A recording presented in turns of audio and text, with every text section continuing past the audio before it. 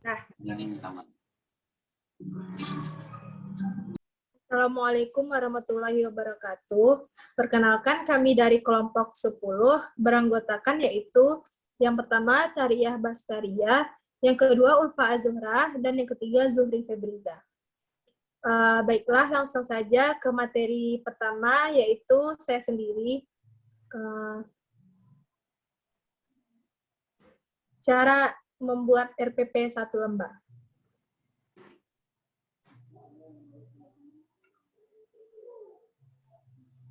Selanjutnya,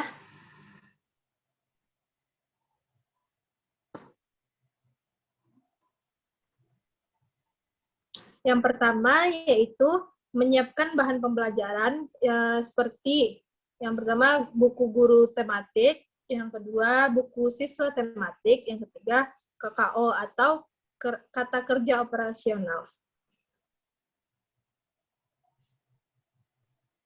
Nah, yang kedua yaitu membuat kerangka RPP.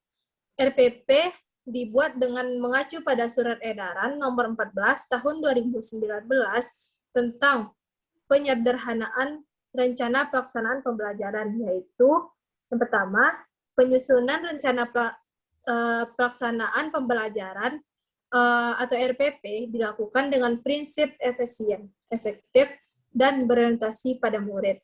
Yang kedua yaitu bahwa dari 13 komponen RPP yang telah diatur dalam Peraturan Menteri Pendidikan dan Kebudayaan Nomor 22 Tahun 2016 tentang standar proses pendidikan dasar dan menengah. Yang pembelajaran langkah-langkah yang menjadi komponen inti adalah tujuan pembelajaran, langkah-langkah kegiatan pembelajaran, dan penilaian pembelajaran atau asesmen yang wajib dilaksanakan oleh guru, sedangkan komponen lainnya bersifat pelengkap. Nah, yang ketiga yaitu sekolah, kelompok guru mata pelajaran sejenis dalam sekolah, atau kelompok kerja guru atau musyawarah guru, mata pelajaran atau KKG atau MGMP, dan individu guru secara bebas dapat memilih, membuat, menggunakan, dan mengembangkan format RPP secara mandiri untuk sebesar-besarnya keberhasilan belajar murid. Dan yang keempat yaitu adapun RPP yang telah dibuat dan ditetapkan dapat digunakan dan dapat pula disesuaikan dengan ketentuan sebagaimana dimaksud pada langkah 1, 2, dan 3. Nah, ini adalah salah satu contoh RPP 1 lembar. Berisi tujuan pembelajaran, dan ada kegiatan inti, dan lain-lain. Nah, selanjutnya yaitu disilakan kepada pemateri kedua yaitu Zuhri Febriza. baiklah, itu materi kedua itu cara penilaian psikomotor dan afektif dalam pembelajaran PAI, SMA atau SMK atau MA.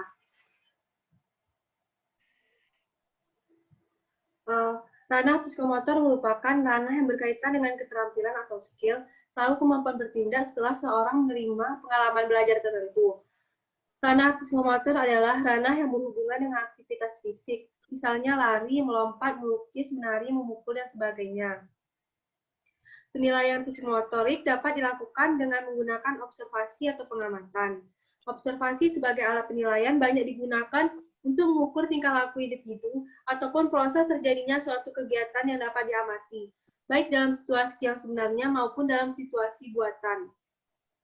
Dengan kata lain, observasi dapat mengukur atau menilai hasil dan proses belajar atau psikomotorik.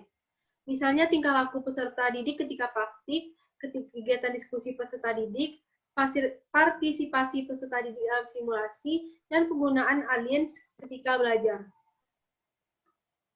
Cara penilaian psikomotorik dalam pembelajaran PAI, SMA, SMK, atau MA yaitu pengkondisian fisik dan psikis dan pemberitahuan mengenai kriteria penilaian yang akan diuji. Pelaksanaan penilaian yang dilakukan guru dilakukan dengan teknik non-tes menggunakan observasi langsung non-partisipan dengan penilaian dilakukan secara individu maupun kelompok. Dan instrumen yang digunakan member check beserta skala nilai. Saat penilaian guru menuliskan langsung dalam instrumen yang disiapkan sebelumnya. Setelah data terkumpul, kegiatan penutup penilaian domain psikomotor yang dilakukan guru berupa menyimpulkan kegiatan secara keseluruhan dan memberikan umpan balik komentar yang positif dan mendidik. Yang kedua yaitu cara penilaian afektif dalam pembelajaran SMA atau SMK atau MA. Ranah afektif adalah ranah yang berkaitan dengan sikap dan perasaan nilai. Sikap dan nilai. Ranah afektif mencakup watak perilaku seperti perasaan, minat, sikap, emosi, dan nilai. Ciri-ciri hasil belajar afektif akan tampak pada peserta didik dalam berbagai tingkah laku. Seperti perhatiannya terhadap mata pelajaran pendidikan agama Islam, kedisiplinannya dalam mengikuti mata pelajaran agama di sekolah, motivasinya yang tinggi untuk tahu lebih banyak mengenai pelajaran agama Islam yang diterimanya, penghargaan atau rasa hormatnya terhadap guru pendidikan agama Islam, dan sebagainya. Kompetensi siswa dalam ranah afektif yang perlu dinilai utamanya menyangkut sikap dan minat siswa dalam belajar. Secara teknis, penilaian ranah afektif dilakukan melalui dua hal, yaitu laporan diri oleh siswa yang biasanya dilakukan dengan pengisian angket anonim, dan yang kedua, pengamatan sistematis oleh guru terhadap afektif siswa perlu lembar pengamatan. Skala yang sering digunakan dalam instrumen atau alat penilaian afektif adalah skala Thurstone, skala Likert, dan skala beda semantik. Contoh cara penilaian afektif dalam pembelajaran PAI SMA. Yang pertama, guru PAI membuat catatan seketika yang dibuat sewaktu-waktu ketika menemui suatu hal dari siswa yang benar-benar dibutuhkan solusi. Catatan tersebut bukan hanya sebagai catatan biasa, tapi juga diberikan catatan solusi. Penggunaannya dengan cara mengamati secara tersembunyi dan sepintas saat mengetahui hal yang berbeda dari siswa dan dibutuhkan bantuan berupa solusi dari guru dan mengamati. Pencatatan menggunakan alat seadanya, misalnya sedang membawa kertas atau handphone. Namun yang jelas dicatat tanggal, nama dan siswa yang dicatat, nomor absen, kelas, agar mudah diingat dan mudah dalam memberikan solusi pada siswa tersebut. Yang kedua, penggunaan pernyataan kejujuran saat ulangan UTS diberikan pada lembaran jawaban. Pernyataan kejujuran tersebut hanya dibaca oleh siswa sebelum menjawab soal UTS. Setelah itu diisi nama siswa. Dengan demikian, siswa merasa berjanji tidak akan melakukan kecurangan. Pernyataan kejujuran tersebut termasuk pengembangan dari instrumen skala sikap. Sekian, saya kembalikan ke moderator.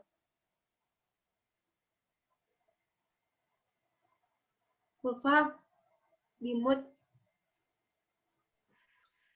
Baiklah, selanjutnya kepada materi ketiga, yaitu tariah pada tari, dipersilahkan. Selanjutnya, implementasi kurikulum 2013 menurut Permendikbud nomor 22 tahun 2016 tentang standar proses menggunakan 3 model pembelajaran yang diharapkan dalam membentuk perilaku saintifik, sosial, serta mengembangkan rasa keingintahuan. Ketiga model tersebut adalah yang pertama, model pembelajaran melalui penyikapan atau penemuan atau discovery atau inquiry learning. Yang kedua, model pembelajaran berbasis masalah atau problem-based learning. Yang ketiga, model pembelajaran berbasis proyek atau project-based learning.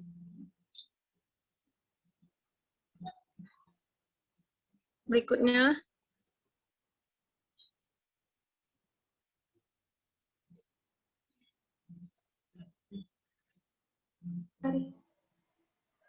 Selain 3 model tuh belum sampai.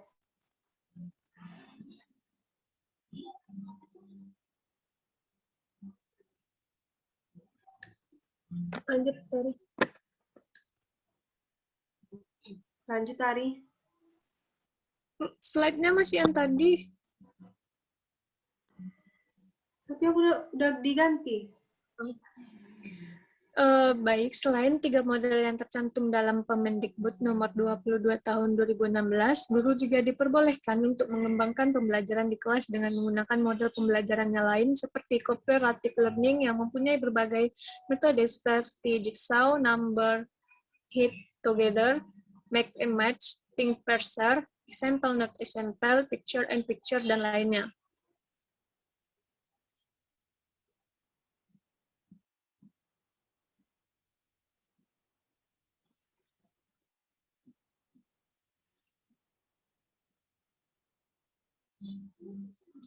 Lanjut, Tari.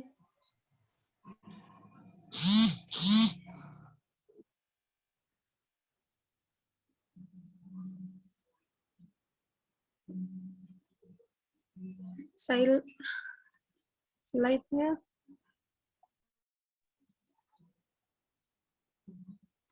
Kayaknya jaringan Tari bermasalah. Kalau Ulfa udah berubah kan?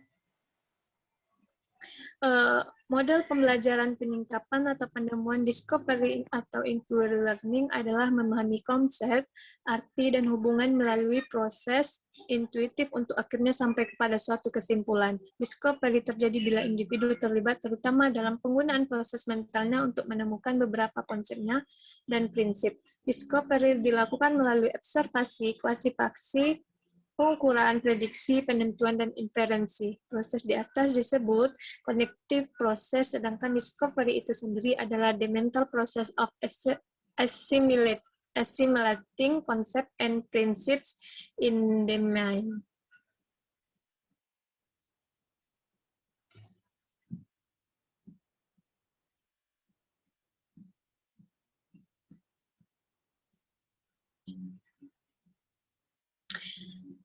Adapun langkah-langkah kerja model pembelajaran discovery learning, yang pertama, pemberian rangsangan, yang kedua, pernyataan atau identifikasi masalah, yang ketiga, pengumpulan data, yang keempat, pengolahan data, yang kelima, pembuktian.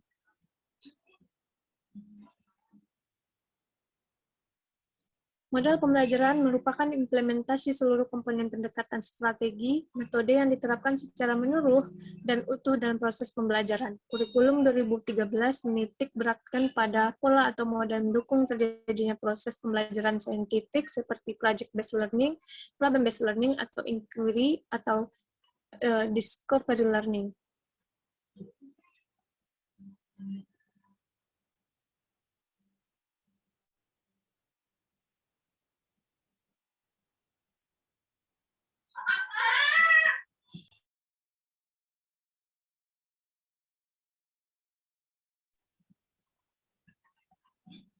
PJBL atau Project Based Learning atau pembelajaran berbasis proyek merupakan metode belajar yang menggunakan masalah sebagai langkah awal dalam mengumpulkan dan mengintegrasikan pengetahuan baru berdasarkan pengalaman dalam beraktivitas secara nyata. PJBL dirancang untuk digunakan pada permasalahan kompleks yang diperlukan peserta didik dalam melakukan investigasi dan memahami. PJBL dapat dipandang sebagai pembelajaran yang dapat mendorong peserta didik membangun pengetahuan dan keterampilan melalui pengalaman langsung.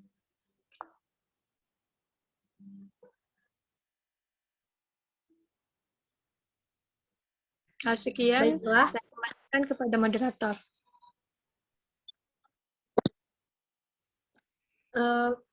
Baiklah. Baiklah, hanya sekian dari kelompok kami. Jika ada kata-kata yang salah, mohon dimaafkan. Assalamualaikum warahmatullahi wabarakatuh.